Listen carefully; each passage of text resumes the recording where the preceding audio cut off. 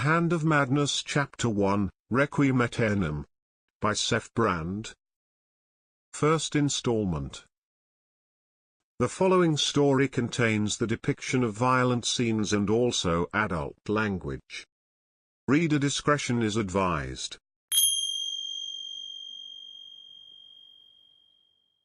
The shining radiance fades to red as it passes through the russet and translucent curtains covering the tall windows to my side. I walk towards the reddish light, rising from the darkness. First, my hand clinging my cherished knife, and then, my spectral face. Is it me or that me that isn't me? The reddish shaft of light highlights the dust specks flying suspended in the air as it spills directly upon the opposite corner of this dark room, thus, revealing the face of my prey, the face of Constantine. He contemplates the immaculate cedar wood walls decorating this room once more, which always fascinated him, and now, he feels with his hands and perceives behind his back. So white and pure as he used to be. Circumstances led us to this crucial moment happening here, amongst the shadows and the scarce light, to cast the lot into the lap of fate. To cast a lot to determine who'll be the hunter and who the prey. The old wooden gramophone on the other side of this large room plays Mozart's Requiem Aeternam, emitting a faint sound that harmonizes with the organic hum from my circulatory system. The gramophone's tone arm holds the needle while the non-stop vinyl spins clockwise, reminding me of the remorseless time, which, like the gramophone, won't stop so easily. The die is cast. I approach Constantine with slow but steady steps, like a clandestine wolf lurking in the night shadows as it waits for its prey. He's shivering in fear inside. I can see it in his terrified visage. Same visage that seems perfect marble carved as a Hellenistic sculpture, but which at this moment, shifts away from the virtue of the harmonious and ideal, because he never foretold this coming from me. He boasted of taming me, and that's why he must pay the consequences for the hubris of assuming his absolution from my vindication against the world. He turns the prey besieged between my flickering knife and the whitish wall behind him. I hold his gaze as he frightened yells. "Mads, this is madness." Yes. This is madness. Folly ardor is how shrinks call it. He knows well. This is a madness of two. A shared madness. A madness that began the exact moment we met. Embrace the madness or annihilate it from you. Just let this happen, Constantine. Close your eyes and wade into the quiet streams of your mind, and when you open them you'll see that, as in all occasions I've painted you, both in my mind and my canvases, you'll be overwhelmed by the final result.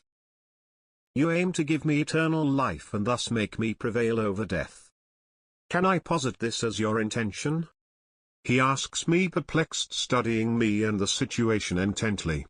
As I approach him, the look in his dark eyes begins to get lost in his face's reflection over the chromed blade of the knife.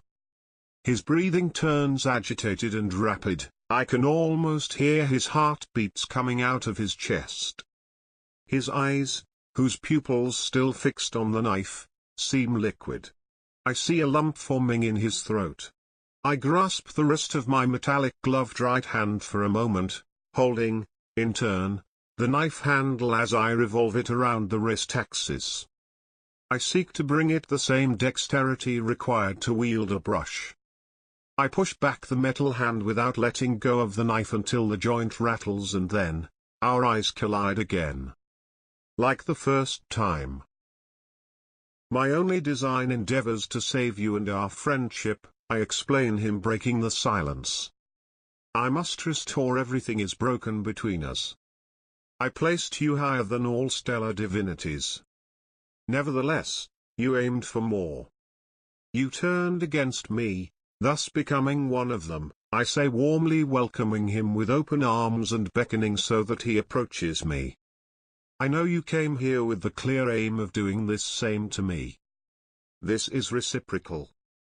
But unlike you, I'm not going to backknifing you, I add, holding his right shoulder to pull him towards me and thus prove once and for all he isn't another of my delusions. You're too vicious to be God, and I'm too naive to be Lucifer, he says, finally approaching and laying his head down on my chest.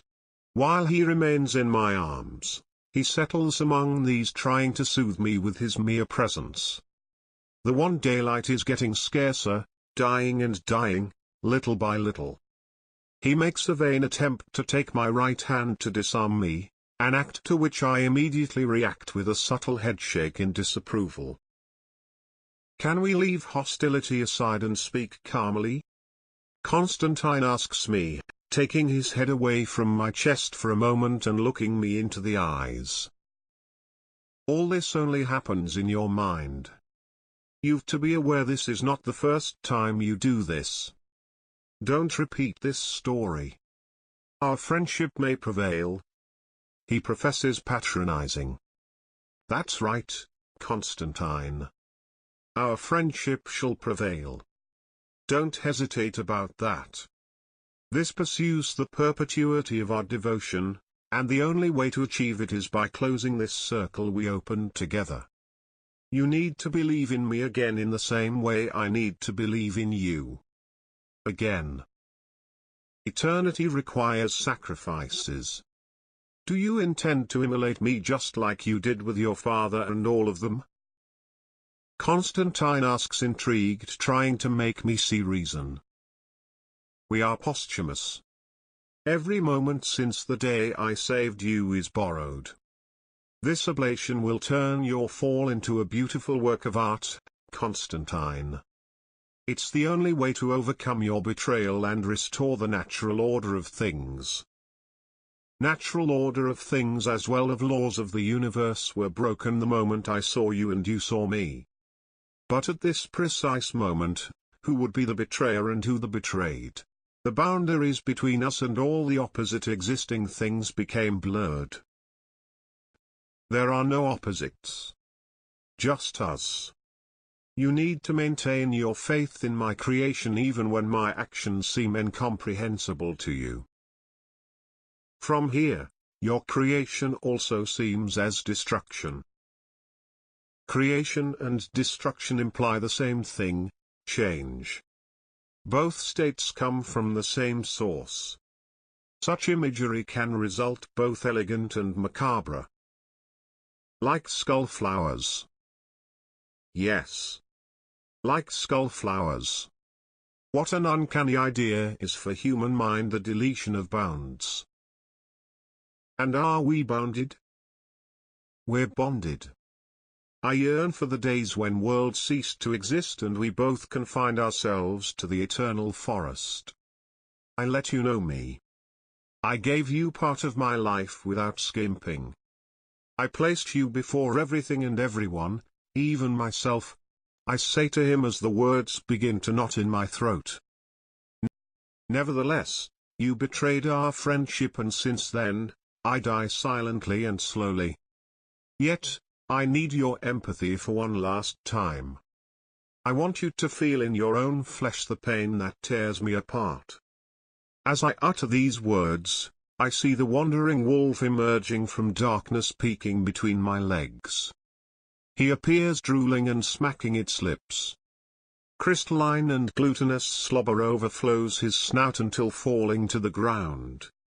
Its blue eyes fixed on his, which, like an swaying and sizzling bonfire in the midst of absolute darkness, mesmerize us both.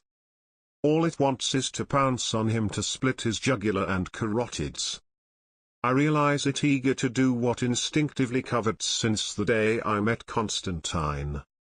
We both same-siding. We both aching for the same. Blood, blood, blood. The wolf would be enraptured to see how the blood spatters from his neck would spray up and red stain my face. The darkness we saw looming over us a while ago descends as night falls and begins to sink us. Constantine lies in my arms like a shuddering child. The idea of change frightens and disturbs him, but simultaneously, causes him curiosity. He must learn the only constant in this universe is change. Even our reflections in each other's gaze are no longer the same because these vanish with each blinking. In the same way, we both dissipate as fog. Mads, put that down, please. He cries once more. Please, don't lose your mind, or at least, don't get mad at me. Even when cruel, your wrath is a worse punishment than your dagger. You can't lose what you never had. Forgive me, Constantine, but you're giving me no choice. You became my yang, and I never accomplished such a connection with someone else before. I say as I cradle him with more strength. I revealed even my darkest secrets to you, but you took that away from me. You took everything from me. You betrayed me by driving the indulgentless dagger of prevarication straight through me. I gave you something I never gave anyone, but you despised it. Consequently, the only thing I can do to fix you, to fix us, is to turn you into my most beautiful work of art. I intend to transform you into the finest art so that the whole world can appreciate the extravagant glory of our unique friendship. Please, he begs in desperation. This is not a way out. You will only cause everything to happen again. This won't bring back your father or my sister. This is how it should be, Constantine. I say to him with tears in my eyes. The feeling of being stuck in this same moment back and forth haunts me. Now, all cycles must be closed. I created you, and I'll destroy you. I extolled you, and I'll humiliate you. I gave to you, and I will strip you. Can't live with you. Can't live without you. I say those last words to Constantine as I prepare for a theatrical reckoning. He's imprisoned without escape. Between my arms. Between the knife and the wall. Between life and death. He became the elusive prey ensnared inside the collapsed doorway of my lucidity. Without no escape for either of us, Constantine faces his inevitable and final brush with death. We both get trapped in the perfect labyrinth I created. The cul-de-sac of emptiness conceived by the alienation punished me throughout my life. This is the moment of truth. The moment for the pageantry ode to friendship and true brotherhood. A square and relentless courtship waltz will be danced on the edge of madness.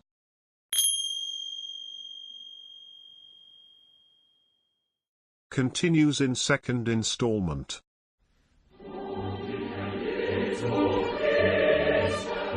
It's